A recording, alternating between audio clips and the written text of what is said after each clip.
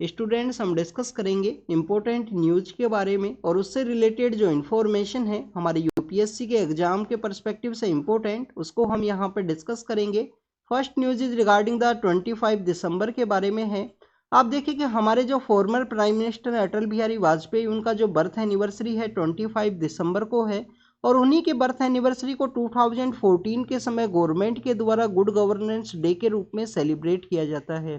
Students अगर हम बात करें इस गुड गवर्नेंस डे के सेलिब्रेशन के बारे में, तो गुड गवर्नेंस डे का जो सेलिब्रेशन का जो मेन मोटिव है वो यही है कि गवर्नमेंट के जो प्रोग्राम्स है, गवर्नमेंट के जो इनिशिएटिव्स हैं ग्रास रूट लेवल के रिगार्डिंग में, वो लोगों को यहाँ पे बेटर वे में एक्सेसिबल हों, उनका बेटर वे में यहाँ पे जो इम्प्लीमेंटेशन है वो किया जा सके। इसके अलावा स्टूडेंट्स अगर हम बात करें गुड गवर्नेंस डे के ही बारे में, तो आप देखिए कि जो ई गवर्नेंस का जो प्रोविजन है उसको भी यहाँ पे बूस्ट किया जा सके इस गुड गवर्नेंस डे के ही रिगार्डिंग में।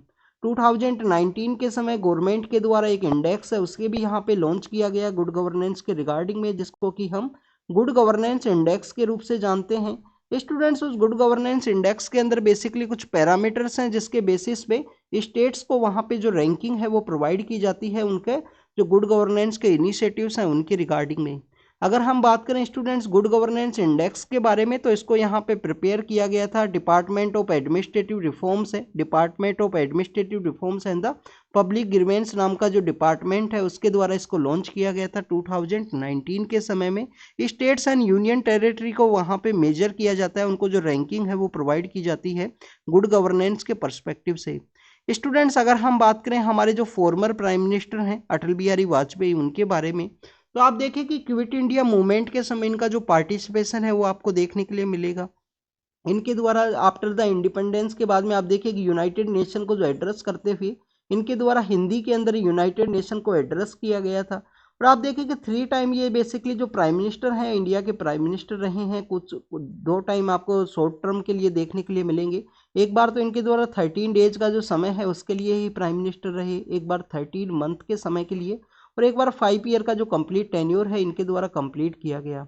आप देखिए कि काफ़ी सारे जो इनिशिएटिव्स हैं इन्हीं के टाइम में आपको देखने के लिए मिलेंगे, जैसे कि आप इनके द्वारा जो प्रधानमंत्री ग्राम सड़क योजना है वो इनके समय में स्टार्ट किया गया था, जिसके अंदर हर एक गांव को अपना जो डिस्ट्रिक्ट हेडक्वार्टर है उसके साथ में कनेक्ट करना है। इसके अलावा स्टूडेंट्स अगर हम बात करें कि हमारा जो पोखरण का जो टेस्ट है वो इन्हीं का जो लीडरशिप है उसके अंदर में वहाँ पे कंप्लीट किया गया था, जो हमारा न्यूक्लियर टेस्ट है।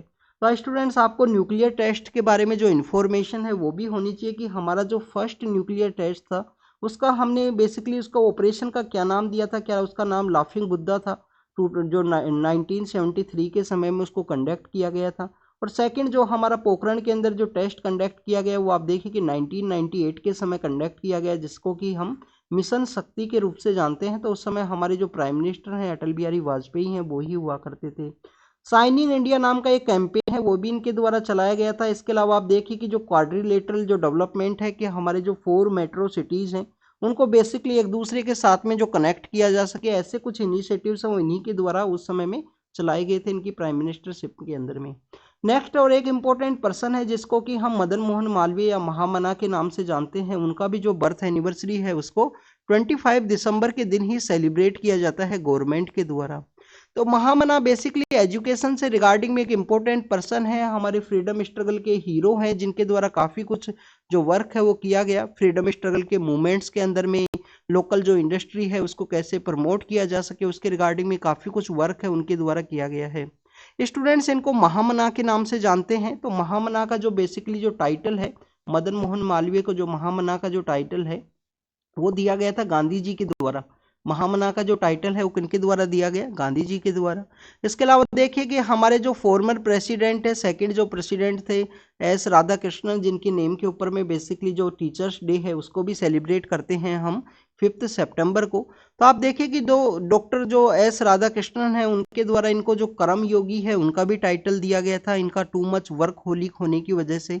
अगर हम इनका फ्रीडम स्ट्रगल के अंदर रोल के बारे में बात करें तो आप देखिए कि जो हमारे मॉडरेट्स एंड एक्सट्रीमिस्ट नाम की जो दो सेक्शन है जो कांग्रेस के अंदर डेवलप हुए थे, और 1907 के समय सूरत के अंदर उनका जो एक स्प्लिट है वो देखने के लिए मिलता है। तो आप देखिए कि उन दोनों सेक्शंस को बेसिकली यहाँ पे जो उनकी रिगार्डिंग में जो नेगोशिएशन है वो करने का जो काम है हमारे मदन मोहन मालवीय के द्वारा किया गया था। बेसिकली जो गोखले हैं, तिलक हैं, उनके फॉलोवर्स को यहाँ पे नेगोशिएट किया जा सके कि हमारा जो फ्रीडम स्ट्रगल का जो मूवमेंट है उसके थ्रू हम यहाँ पे दोनों का एक ऑपरेशन वे में जो वर्क है उसको कैरी आउट करें।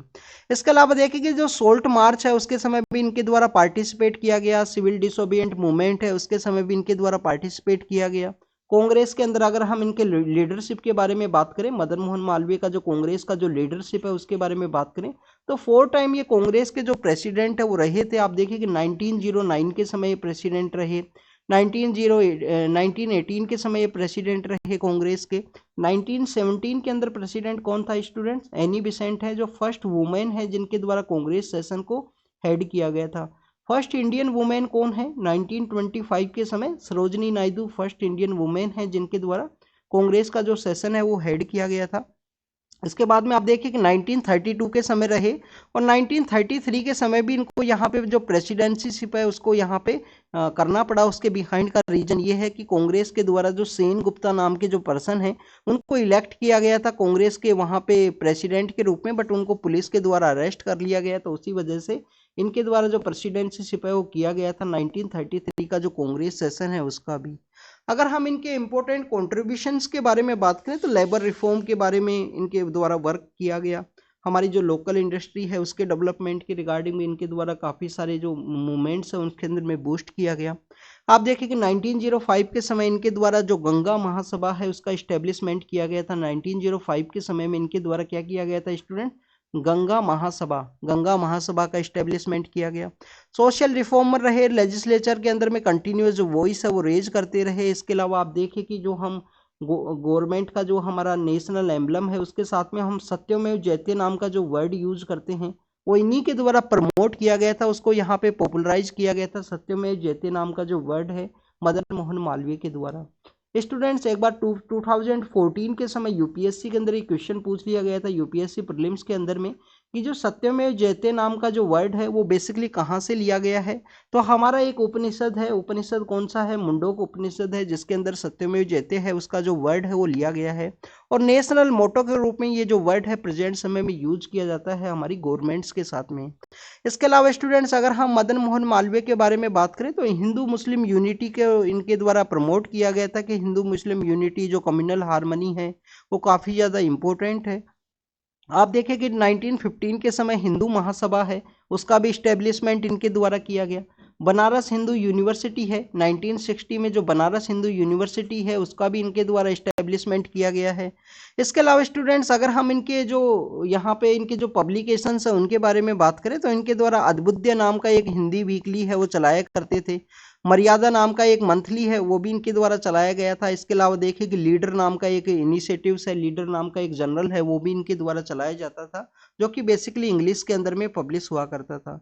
इसके अलावा इनके जो एडिटरशिप के बारे में बात करें तो इनके द्वारा हिंदुस्तान है, इंडियन यूनियन है, इन काफ़ी सारी चीज़ों के अंदर में वर्क किया गया है इन फ्रीडम मूवमेंट के दौरान में। तो फ्रीडम मूवमेंट के एक इम्पोर्टेंट हीरो हैं, इनके कॉन्ट्रीब्यूशन के बारे में आपको पता होना चाहिए। बनारस हिंदू यूनिवर्सिटी है। इसके अलावा आप देखिए कि इनके जो जनरल्स हैं उनके बारे में भी आपको पता होना चाहिए। तो this is all the information related to the Madan Mohan Malviya and हमारे जो former prime minister Atal Bihari Vajpayee उनके बारे में है। और 25 दिसंबर का जो दिन है उसको गुड गवर्नेंस डे के रूप में हम सेलिब्रेट करते हैं। इसके अलावा देखिए कि जीसस का जो बर्थ है उसको भी यहाँ पे सेलिब्रेट किया जाता है क्रिसमस के रूप में। तो आप सभी स्टूडेंट्स को मैरी क्रिसमस स्टूडेंट। और यहाँ पे जो फोटो दिखाया गया है वो बेसिकली दिल्ली के अंदर में जो दिल्ली का जो सेंट्रल पार्ट है वहाँ पे ये जो चर्च है वो सिचुएटेड है, जिसको कि हम सेक्रेड कैथेड्रल चर्च के रूप से हम जानते हैं।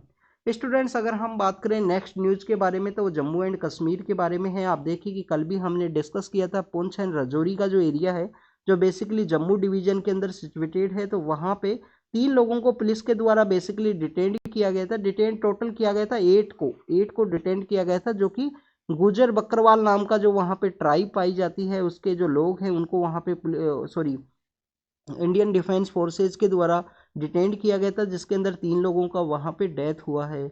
Student Jammu and Kashmir police ने वहाँ पे बेसिकली मर्डर का जो केस है वो फाइल किया गया है।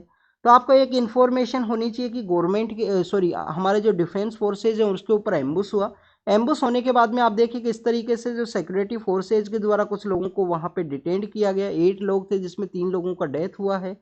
अब ये सिक्योरिटी फोर्सेज के द्वारा ही किया गया है या किनके और किसी के द्वारा किया गया है, तो उसका प्रॉपर एग्जामिनेशन है वो पुलिस के द्वारा किया जाएगा। इसके अलावा आप देखिए कि आर्मी का जो एट्रोसिटीज है उनकी रिगार्डिंग में भी काफ़ी बार जो क्वेश्चन है वो रेज किए जाते हैं, जिसमें आपको जो बीपी जीवन रेड्डी कमेटी है वो देखने के लिए मिलेगा।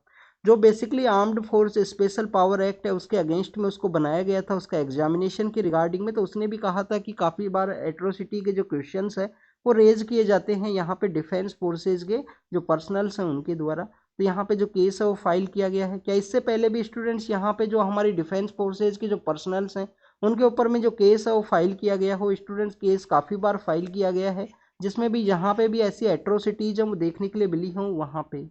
नेक्स्ट अगर हम बात करें रेड सी के बारे में है, आप देखिए कि गिब्बोन का जो कंट्री है उसका फ्लैग से एक यहाँ पे शिप था जिसमें इंडियन ओरिजिन नाम के जो पर्सन है वो बेसिकली क्रू के पार्ट थे, तो उसके ऊपर में रेड सी के एरिया के अंदर में जो अटैक है वो किया गया।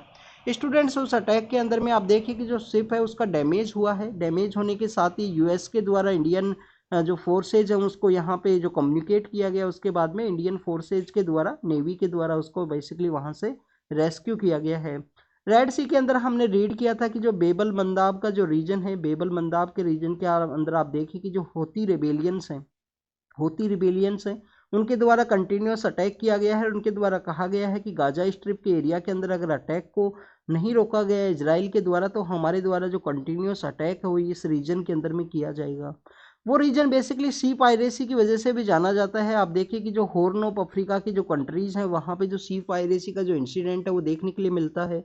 कुछ दिन पहले यूएस ने काफ़ी सारे कंट्रीज के साथ में मिलकर एक जॉइंट पेट्रोलिंग का जो मैकेनिज्म है उसको भी लॉन्च किया था कि रेड सी के एरिया के अंदर में जॉइंट पेट्रोलिंग है उसको कैरी आउट किया जा सके, जिससे कि यहाँ पे इस तरीके से जो शिप्स के ऊपर में जो अटैक हुए हैं उनको यहाँ पे रिड्यूस किया जा सके। नेक्स्ट अगर हम बात करें student southern part of Tamil Nadu के बारे में है, आप देखिए कि student southern part of Tamil Nadu के अंदर में कौन कौन से एरिया है। थुतुनकोडी का एरिया है, कन्याकुमारी का एरिया है जहाँ पे एक्सेसिव रेनफॉल है वो देखने के लिए मिला था। कल भी हमने इसके बारे में डिस्कस किया था कि जो न्यूमेरिकल मेथड है उसके अलावा जो प्रोबेबिलिस्टिक जो मेथड है उसको यहाँ पे यूज किया जा सके, जिससे कि यहाँ पे फ्लड है उसको एस्टिमेट किया जा सके कि कितना जो फ्लड है वो यहाँ पे होने वाला है, उसका क्या इम्पैक्ट है वो देखने के लिए मिलेगा। तो यहाँ पे अभी रिसेंटली जो पीएमओ है उनके द्वारा कहा गया है कि जो रिलीफ है वो यहाँ पे प्रोवाइड किया जाएगा, यहाँ पे जो असिस्टेंस के अंदर में जो फंडिंग है वो प्रोवाइड की जाएगी। एक जो मिनिस्टर है उनको भी वहाँ पे बेसिकली अलाउ किया जाएगा कि आप जाइए वहाँ का जो सिचुएशन है उसके बारे में इंक्वायरी है वो यहाँ पे इकट्ठा कीजिए। तो ये सदर्न पार्ट ऑफ तमिलनाडु के बारे में है। तो तुतुनकोडी जो काफ़ी बार न्यूज़ के अंदर है, तिरुनेलवेली का एरिया है, कन्याकुमारी का जो एरिया है। स्टूडेंट्स आपको एक और इन्फॉर्मेशन होनी चाहिए, इसको ऑलरेडी हमने डिस्कस किया है कि इंडिया का जो हमारा मेन लैंड है जो जम्मू कश्मीर से कन्याकुमारी का जो रीजन है, यहाँ पे कन्याकुमारी को हम सदर्न पार्ट के रूप से जानते हैं। आप देखिएगा अगर हम ओवरऑल इंडिया का यूनियन के बारे में बात करें तो आपको यहाँ पे अंडमान एंड निकोबार आइलैंड के अंदर में बेसिकली यहाँ पे एक इंदिरा पॉइंट नाम की एक जगह हुआ करती थी जो कि इंडियन यूनियन का सदर्न पॉइंट था। 2004 के समय जब सुनामी का सिचुएशन क्रिएट हुआ था, सुनामी आया था हमारे यहाँ पे इंडियन ओशन के अंदर में, तो आप देखिए कि वो इंदिरा पॉइंट है वो सबमर्ज हो चुका है, प्रेजेंटली वो समुद्र के अंदर सबमर्ज है। नेक्स्ट अगर हम बात करें फोर्थ डोज के बारे में भी मना किया गया है। यहाँ पे हमारा जो कंसोर्टियम है बेसिकली कोविड-19 के रिगार्डिंग में या सार्स के रिगार्डिंग में जो कंसोर्टियम क्रिएट किया गया था तो उसके द्वारा मना किया गया है कि फोर्थ डोज है कोविड-19 के रिगार्डिंग में वैक्सीन का भी प्रेजेंट समय में रिक्वायरमेंट नहीं है। आने वाले समय में उसका अगर रिक्वायरमेंट हुआ तो बताया जाएगा, गाइडलाइंस है उनको इश्यू किया जाएगा। स्टूडेंट्स अगर हम बात करें यहाँ पे जो WHO है उनके द्वारा भी कहा गया है कंट्रीज को कि आप कंटिन्यूस जो अपना जो इंस्पेक्शंस है उनको जो सर्विलेंस है उसको कैरी आउट कीजिए हेल्थ के रिगार्डिंग में। स्टूडेंट्स जब कोविड-19 का आउटब्रेक हुआ तो एक टॉपिक काफ़ी बार न्यूज़ के अंदर था जिसको कि हम वन हेल्थ के कॉन्सेप्ट के रूप से जानते हैं। काफ़ी बार जो ग्लोबल प्लेटफॉर्म्स के ऊपर में इसको रेज भी किया गया था काफ़ी सारे इंस्टीट्यूशंस के द्वारा में कि इस तरीके से जो हेल्थ सेक्टर के अंदर में जो सर्विलेंस है उसका काफ़ी ज़्यादा ज़रूरत है। अब सर्विलेंस का जो ज़रूरत है वो क्यों है स्टूडेंट्स, आप देखिए कि काफ़ी सारे जो आउटब्रेक्स हुए हैं प्रेजेंट समय में वो आपको देखने के लिए मिलेंगे कि यहाँ पे एनिमल्स से वो ह्यूमंस को वहाँ पे ट्रांसफ़र हुए हैं। तो वन हेल्थ का जो कॉन्सेप्ट है उसके बारे में वहाँ पे डिस्कस किया गया था। स्टूडेंट्स कल भी हमने डिस्कस किया था हमारे रेसलर्स के बारे में। आप देखिए कि रेसलर्स ने बेसिकली जो प्रोटेस्ट है वो कैरी आउट किया था 2023 के इनिशियल समय में भी और अभी भी प्रेजेंट समय में जब वहाँ पे इलेक्शंस हुए रेसलिंग फेडरेशन ऑफ इंडिया के, तो उसको भी यहाँ पे रेसलर्स के द्वारा जो बेसिकली प्रोटेस्ट है वो किया गया। वहाँ पे जो रिटायरमेंट है कुछ रेसलर्स के द्वारा किया गया जो कि ओलंपिक के अंदर मेडलिस्ट रहे हैं। उसके बाद में आप देखें कि स्पोर्ट्स मिनिस्ट्री के द्वारा जो रेसलिंग फेडरेशन ऑफ इंडिया है उसको यहाँ पे सस्पेंड किया गया है। जो फॉर्मर प्रेसिडेंट है जिनके ऊपर में एलिगेशंस लगाए गए थे सेक्सुअल हरेसमेंट के, जो केस अभी पेंडिंग है कोर्ट के अंदर में, तो उनको भी यहाँ उनके द्वारा यहाँ पे जो रिटायरमेंट है वो कर लिया गया है। उनके द्वारा अपने कुछ पॉइंट्स बताए गए हैं कि यहाँ पे बेसिकली जो सस्पेंड जो किया गया उसके बिहाइंड के रीजन ये हैं कि इस एक इनका कोई इवेंट होने वाला था रेसलिंग का अभी प्रेजेंट समय में, after the wrestling federation of India came into the existence, वहाँ पे इलेक्शंस हुए। रेसलर्स के द्वारा कंटिन्यूस एलिगेशंस लगाए गए कि इनके द्वारा कोई भी जो भी एक्टिविटीज़ को कैरी आउट किया गया है जिसमें सेक्सुअल हरेसमेंट के जो केसेस हैं वो वहाँ पे फाइल किए गए थे इनके अगेंस्ट में जो फॉर्मर प्रेसिडेंट है। उसके बाद में देखिए कि कोई इवेंट है उसको ऑर्गेनाइज किया गया है उत्तर प्रदेश में, कोई रीजन है वहाँ पे, और उसका रीजन को अब इनके द्वारा जो पॉइंट बताया गया कि बेसिकली क्यों इस इवेंट को ऑर्गेनाइज करने के बारे में जो डेट है वो बताई गई है कि आप देखिए कि 2023 के अंदर में काफ़ी कम समय बचा है। उसके बिहाइंड में बताया गया कि कुछ रेसलर्स अगर यहाँ पे 19 अगर उनका ईयर है तो 20 होगा तो नेक्स्ट ईयर वो अप्लाई नहीं कर पाएंगे 19 का जो टूर्नामेंट है उसके पर्सपेक्टिव से, जो अंडर 19 का टूर्नामेंट है। ऐसे कुछ उनके द्वारा पॉइंट्स है वो बताए गए थे। तो रेसलिंग फेडरेशन ऑफ इंडिया को सस्पेंड किया गया है स्पोर्ट्स मिनिस्ट्री के द्वारा। न्यूज ये है बेसिकली प्रेजेंट समय में।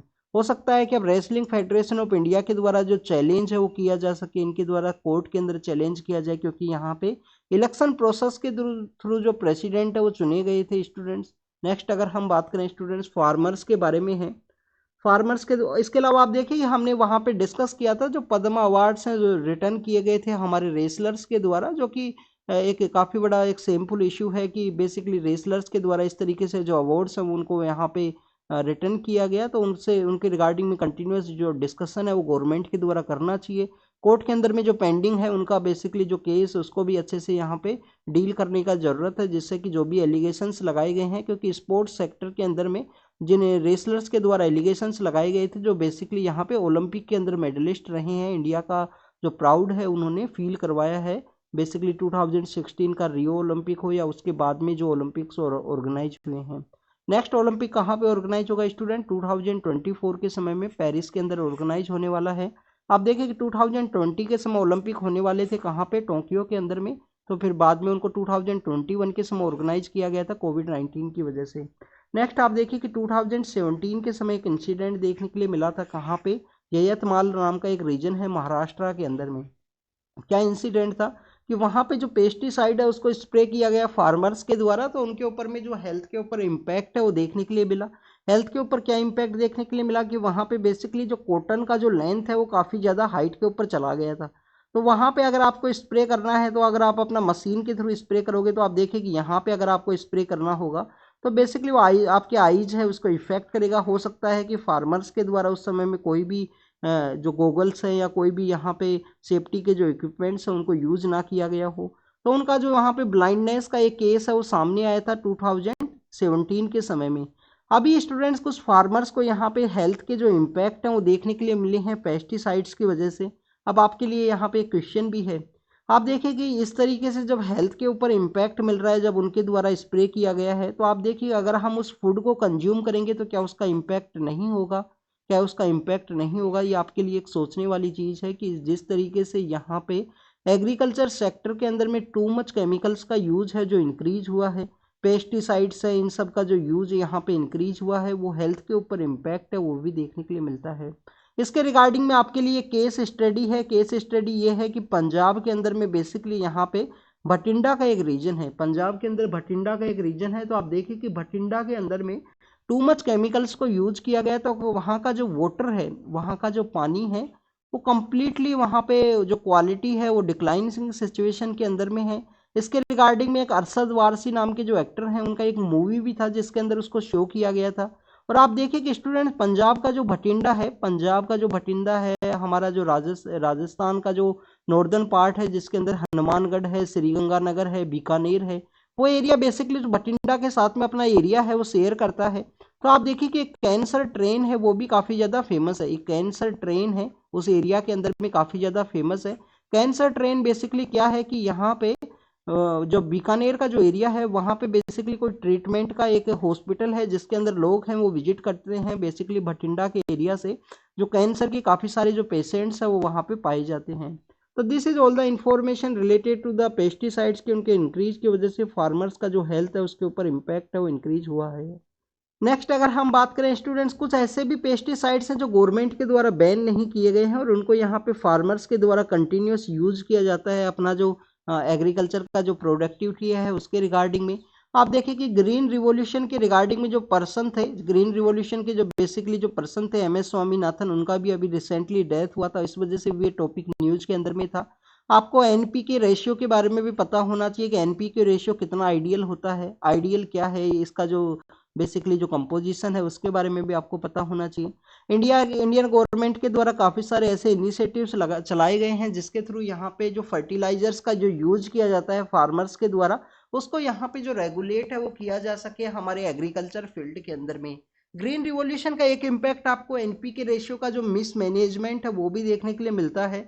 स्पेशली हमारा जो ग्रीन रिवॉल्यूशन का जो एरिया है जिसके अंदर ईस्टर्न राजस्थान है, हरियाणा है, पंजाब है और वेस्टर्न उत्तर प्रदेश का जो एरिया है जहाँ पे एकदम से जो प्रोडक्शन है वो इंक्रीज हुआ था उस समय में, जो हाइल्ड वेराइटी के जो प्रोडक्ट्स है यहाँ पे जो यहाँ पे जो फर्टिलाइजर्स है उनका यूज करने के बाद में MS स्वामीनाथन का जो एक प्रयोग था उसके बाद से।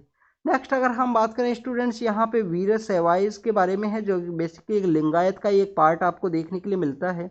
उनके द्वारा कहा गया है कि जब यहाँ पे कर्नाटक के अंदर में जो सेंसस है उसको कैरी आउट किया जाए तो उस समय में उनके द्वारा अपने आप को हिंदूज का जो कैटेगरी है उसके अंदर में ना रखा जाए। तो स्टूडेंट्स आप देखिए कि जो लिंगायत कम्युनिटी है इनके द्वारा स्टार्ट किया गया था, लॉर्ड भास्वना है 12th सेंचुरी के एक पोइट हैं, सोशल रिफॉर्मर हैं, उनके द्वारा स्टार्ट किया गया था लॉर्ड भास्वना।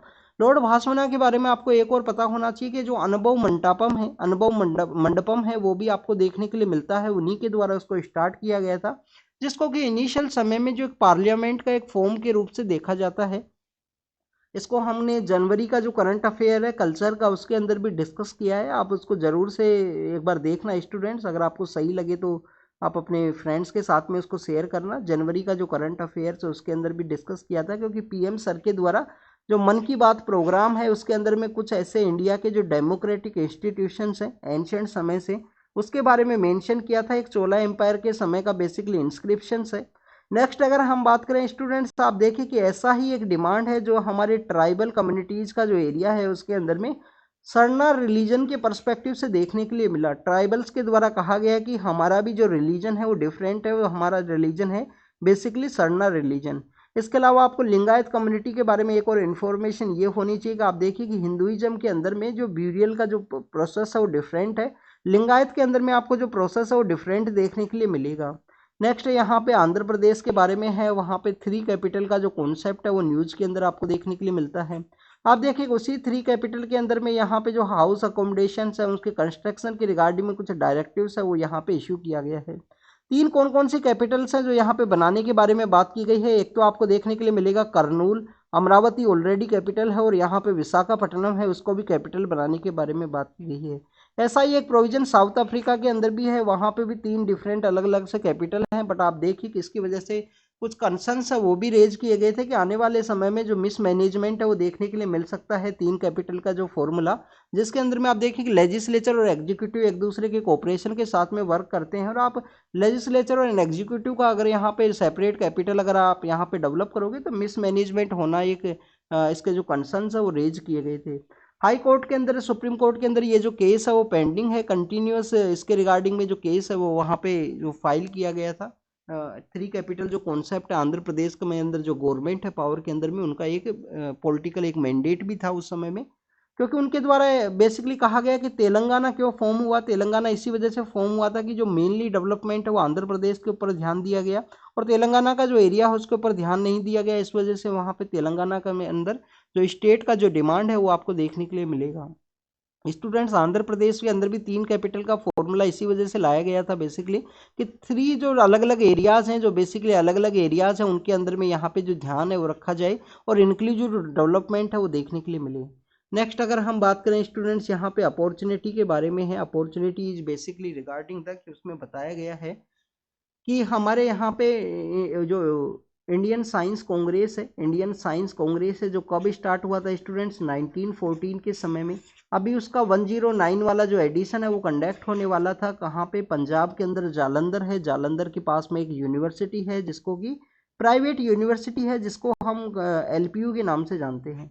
तो वहाँ पे ऑर्गेनाइज होने वाला था इंडियन साइंस कांग्रेस। वो LPU यूनिवर्सिटी के द्वारा बेसिकली मना कर दिया गया कि हम यहाँ पे इंडियन साइंस कांग्रेस है उसको नहीं ऑर्गेनाइज कर सकते। इसको ऑर्गेनाइजेशन का जो काम है वो किसके हाथ में देखने के लिए मिलता है, इंडियन साइंस कांग्रेस एसोसिएशन है जो कलकत्ता बेस एक ऑर्गेनाइजेशन है, जिसके द्वारा बेसिकली इसको यहाँ पे ऑर्गेनाइज किया जाता है हर एक साल। हमारे साइंटिफिक कम्युनिटी का एक बेसिकली एक फंक्शन है जिसके अंदर साइंटिफिक कम्युनिटी के जो लोग हैं वो विजिट करते हैं। इसके अलावा आप देखिए कि जो चिल्ड्रंस हैं उनको भी वहाँ पे विजिट करना होता है जिसको साइंस में इंटरेस्ट है। Department of science and technology के द्वारा इसको फंड किया जाता है। यहाँ पे एलिगेशंस देखने के लिए मिले हैं कि बेसिकली यहाँ पे जो इंटरफेरेंस है, गवर्नमेंट का इंटरफेरेंस देखने के लिए मिला, इस वजह से उस यूनिवर्सिटी के द्वारा मना किया गया। 2019 के समय भी उस यूनिवर्सिटी के अंदर ये जो फंक्शन है वो ऑर्गेनाइज किया गया था।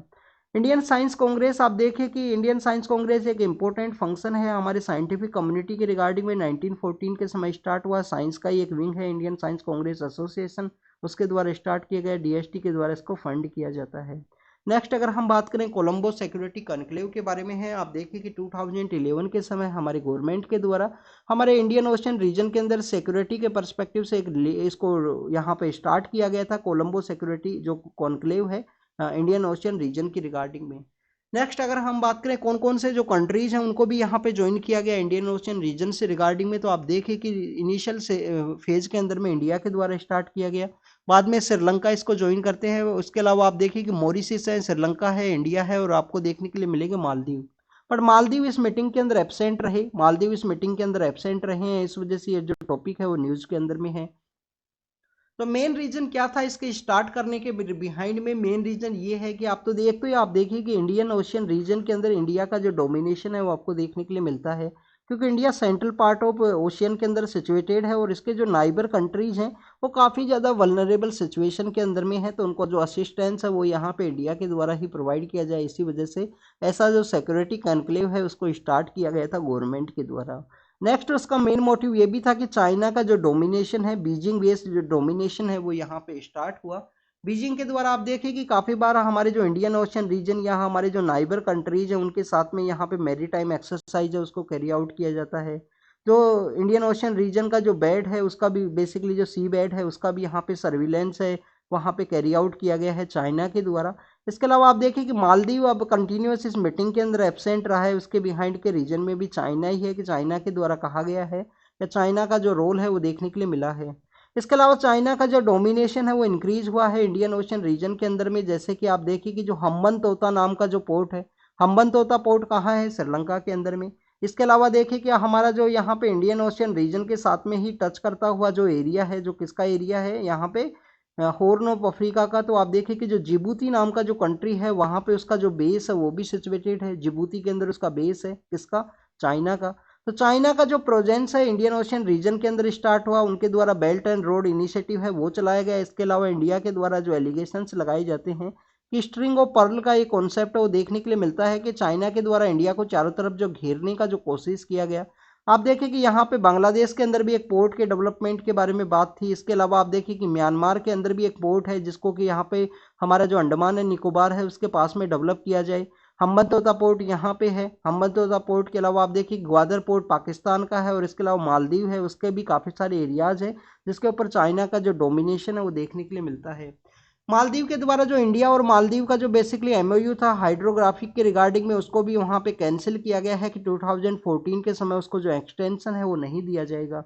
तो इसी वजह से इंडिया के द्वारा जो कोलंबो का एक सिक्योरिटी जो कॉन्क्लेव है उसको लॉन्च किया गया, जो NSA के लीडरशिप के अंदर में इंडियन ओशन रीजन के अंदर एक नेट सिक्योरिटी प्रोवाइडर का जो इंडिया का लीडरशिप है वो देखने के लिए मिले और आसपास के जो कंट्रीज हैं उनको जो सपोर्ट है वो यहाँ पे प्रोवाइड किया जा सके। अब चाइना का जो डोमिनेशन है उसकी वजह से इसके अंदर जो इफेक्ट है वो देखने के लिए मिला है। आपको यहाँ पे इंडियन ओशन रीजन के बारे में पता होना चाहिए। इंडियन ओशन जो फोरम है, इंडिया का जो कंसोर्टियम है, उन सभी को यहाँ पे डील करने के लिए चाइना के द्वारा अपने जो इनिशिएटिव्स है वो चलाए गए हैं। तो उसी को यहाँ पे डिस्कस किया गया है चाइना के रोल के बारे में। इसके बारे में आप ज़रूर से रीड करना। नेक्स्ट हम रैनसमवेयर के बारे में है। आप देखिए HCL नाम का जो कंपनी है उसके अंदर में इस तरीके से जो डिमांड है वो किया गया। आप देखिए कि रैंसमवेयर का इंसिडेंट बेसिकली है क्या, जो यहाँ पे हैकर्स हैं उनके द्वारा सिस्टम को हैक किया जाएगा, उसके बारे में एक मैसेज है वो डिलीवर किया जाएगा कि आप इतना जो पैसा है वो आप हमको यहाँ पे डिलीवर कीजिए, उसके बाद में आपका जो ये सिस्टम है उसको हम रिमूव करेंगे और हम इसको यहाँ पे अटैक नहीं करेंगे। आप देखिए कि ऐसे जो अटैक्स हैं वो समय समय पे इंक्रीज हुए हैं। आप देखिए कि हमारा जो CERT.IN है, जो कंप्यूटर इमरजेंसी रिस्पॉन्स टीम है, उसके द्वारा भी कहा गया है कि 50% के आसपास जो यहाँ पे इंसिडेंट्स है वो यहाँ पे इंक्रीज हुए हैं रैंसमवेयर की।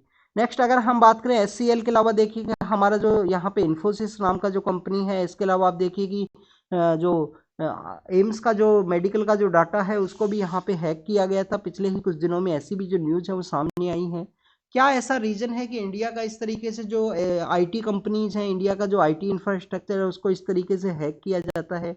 एक तो आपको काफ़ी ज़्यादा जो वल्नरेबल जो सिस्टम है वो देखने के लिए मिलता है, लोगों के द्वारा जिस तरीके से जो फ़ोन्स को यूज़ किया जाता है वो भी आप देखिए कि काफ़ी ज़्यादा जो वल्नरेबल सिचुएशन के अंदर हैं उसके ऊपर में एक प्रॉपर डिजिटल लिटरेसी का ना होना एक ऐसा कारण है। तो ऐसे काफ़ी कुछ रीजन है वो आपको देखने के लिए मिलते हैं जिसकी वजह से यहाँ पे इंडियन जो फर्म्स है वो जो बेसिकली यहाँ पे एक कंसर्न्स है रैंसमवेयर के जो इंसिडेंट्स है वो यहाँ पे इंक्रीज हुए हैं। हमारा जो CERT.IN है means computer emergency response team India का है, जो बेसिकली एक इंस्टीट्यूशन है जिसके द्वारा इसको डील किया जाता है ऐसे जो इंसिडेंट्स हैं उनको। नेक्स्ट अगर हम बात करें, आप देखिए निकोर गोवा नाम का जो कंट्री है उसके लिए इंडियन ओरिजिन के जो पैसेंजर्स है वो जा रहे थे 300 के आसपास, जिनको बेसिकली फ्रांस के अंदर रोका गया था। उनके मेन रीजन ये था कि चाइल्ड लेबर की रिगार्डिंग में, चाइल्ड का जो ट्रैफिकिंग है उसके रिगार्डिंग में जो फ्रांस का जो अथॉरिटीज़ है उनके द्वारा कंसर्न्स रेज किया गया था। निकारगुआ नाम का जो कंट्री है वो कहाँ पे है? सेंट्रल अमेरिका के अंदर है, नॉर्दर्न पार्ट के अंदर होंडुरास है, सदर्न पार्ट के अंदर में कौन है? कोस्ट रिका नाम का कंट्री है, ईस्टर्न पार्ट के अंदर में कैरेबियन सी है, वेस्टर्न पार्ट के अंदर पैसिफिक सी है। तो ये सेंट्रल पार्ट का एक कंट्री है निकोरगुआ। अब उनको अलाउ किया गया है फ्रांस की अथॉरिटीज़ के द्वारा, जो पैसेंजर्स हैं उनको बेसिकली उनके द्वारा एलिगेशंस इस तरीके से कंसर्न्स रेज किए गए थे कि हो सकता है इनका जो ट्रैफिकिंग है वो यहाँ पे किया जाए। गवर्नमेंट के द्वारा कहा गया है कि बेसिकली इन्फ्लेशन को डील करना उनका मेन टारगेट है। यहाँ पे फूड सेक्टर के अंदर जो इन्फ्लेशन है वो ना होना चाहिए, उसको यहाँ पे डील किया जाए, तो ऐसा गवर्नमेंट के द्वारा कहा गया है। शुगर के एक्सपोर्ट के रिगार्डिंग में जितना भी जो टैक्सेशन लगता है हमारा जो डोमेस्टिक लेवल के ऊपर, उसको यहाँ पे कट किया जाएगा, सेंटर का ये प्लान है। तो बेसिकली शुगर इंडस्ट्री को यहाँ पे जो एक्सपोर्ट है उसको प्रमोट किया जा सके। आप देखिए कि 2021 के समय में यहाँ पे रेमिशन of duties and taxation on the export of the product के रूप में एक इनिशिएटिव है जिसको लॉन्च किया गया था गवर्नमेंट के द्वारा। 2021 के समय कौन सा यहाँ पे इनिशिएटिव है? रेमिशन ऑफ ड्यूटीज एंड टैक्सेज, रेमिशन करना है टैक्सेज का, ड्यूटीज का on the export of product, किसी भी प्रोडक्ट का एक्सपोर्ट के ऊपर में। तो उसी के रिगार्डिंग में उस इनिशिएटिव को लॉन्च किया गया था जिसमें शुगर को यहाँ पे ऐड किया गया था कि शुगर का जो एक्सपोर्ट है उसको इंक्रीज किया जा सके। WHO के द्वारा कहा गया है कि कंट्रीज को अपना सर्विलेंस है उसको कैरी आउट करना चाहिए कोविड-19 के परस्पेक्टिव से। ये WHO के द्वारा में स्टेटमेंट दिया गया है जिसके बारे में ऑलरेडी हमने डिस्कस किया है। नेक्स्ट अगर हम बात करें ईरान और यहाँ पे रशिया के बारे में है, कि देखिए बेसिकली कुछ आइलैंड एरियाज के बारे में है कि वो बेसिकली ईरान के द्वारा कंट्रोल किए जाते हैं, और यहाँ पे दुबई के साथ में उनका जो कन्फ्लिक्ट है वो देखने के लिए मिलता है UAE के साथ में। तो उसी के रिगार्डिंग में कुछ कंसर्न्स है वो रेज किए गए हैं यहाँ पे ईरान के द्वारा, कि बेसिकली रशिया के द्वारा क्यों उनको यहाँ पे कह दिया गया है कि ईरान के द्वारा उनको कंट्रोल किया गया है। तो उसी के रिगार्डिंग उनके जो डिप्लोमेट्स हैं उनको यहाँ पे सम्मन किया गया है। नेक्स्ट अगर हम बात करें ऑस्ट्रेलिया वियना के बारे में है, वहाँ पे कुछ लोगों को सस्पेंड किया गया, इंपॉर्टेंट नहीं है न्यूज़ के परस्पेक्टिव से। ये देखिए कि हमने इस एरिया के बारे में ऑलरेडी डिस्कस किया है। गुएना के अंदर में जो एरिया है एबेस्को नाम का एरिया है जो बेसिकली ऑयल रिच है, उसके रिगार्डिंग में जो रेफरेंडम है वो कैरी आउट किया गया वेनेजुएला नाम की कंट्री के द्वारा। इनका जो नाइबर कंट्री है ये बेसिकली सपोज कीजिए गुएना नाम का कंट्री है, ये वेनेजुएला नाम का कंट्री है। तो ये एरिया जो सिचुएटेड है एबेस्को नाम का एरिया है, ये बेसिकली जो रिवर है वो भी उसी से फ्लो करती है, ऑयल रिच रीजन है। यहाँ पे वेनेजुएला के द्वारा रेफरेंडम है उसको कैरी आउट किया गया था, उसका मेन रीजन ये था कि यहाँ पे ऑयल रिच रीजन को अनेक्स कर लिया जाए। अभी इनके द्वारा एक यहाँ पे जो सीज फायर है उसका भी जो एग्रीमेंट है वो साइन किया गया है कि अभी उसको अनेक्स है वो नहीं किया जाएगा। नेक्स्ट अगर हम बात करें यहाँ पे बेसिकली मिसाइल के डेवलपमेंट के बारे में है, इंपॉर्टेंट नहीं है। इसराइल के द्वारा नॉर्दर्न पार्ट ऑफ गाजा के अंदर बॉम्बिंग किया गया, नॉर्दर्न सदर्न जहाँ पे भी कंटिन्यूस अटैक हैं वो इनके द्वारा किए गए हैं। आप देखिए ये पहले नॉर्दर्न के अंदर स्टार्ट किया गया था, फिर सदर्न के अंदर आए, फिर नॉर्दर्न के अंदर आए हैं, फिर सदर्न के अंदर आए हैं। इजराइल को कोई भी जो सक्सेस है वो नहीं मिला है अपने अटैक्स के थ्रू में। ओनली एक ऐसा पर्सन है जिसको यहाँ पे इनके द्वारा रेस्क्यू किया गया है, जो होस्टेज बनाए गए थे वहाँ पे हमास के द्वारा। 3 पर्सन है जिनको भी रेस्क्यू कर सकते थे, बट उनको मिस आइडेंटिफिकेशन की वजह से उनका जो डेथ है वो देखने के लिए मिला था। इजराइल की फोर्सेज के द्वारा ही उनके ऊपर अटैक कर दिया गया। पाकिस्तान के अंदर इलेक्शन होने वाले हैं। पाकिस्तान के रिगार्डिंग में एक कंसर्न ये है कि अभी तक एक भी पीएम है जिसके द्वारा 5 ईयर्स हैं वो कंप्लीट नहीं किए गए हैं। फॉर्मर पीएम के द्वारा यहाँ पे एक अपील फाइल की गई थी, उसको रिजेक्ट कर दिया गया उनके कोर्ट के द्वारा। तो this is all the information related to the today's newspaper. आप इनको रीड कीजिए, रिवाइज कीजिए, जो भी आपको इन्फॉर्मेशन मिले उसको नोट डाउन जरूर से करना। हमने यहाँ पे नॉर्दर्न सदर्न के बारे में बात की, गाजा स्ट्रिप के बारे में। तो आप देखना सदर्न पार्ट के अंदर एक बॉर्डर है जिसको कि हम रफा बॉर्डर के रूप से जानते हैं। रफा बॉर्डर जो कि बेसिकली यहाँ पे एकमात्र ऐसा बॉर्डर है गाजा स्ट्रिप का जो कि कंट्रोल नहीं किया जाता है इजराइल की जो फोर्सेज हैं उनके द्वारा। तो this is all the information आज के न्यूज़पेपर के बारे में है। तो thank you students, thank you very much.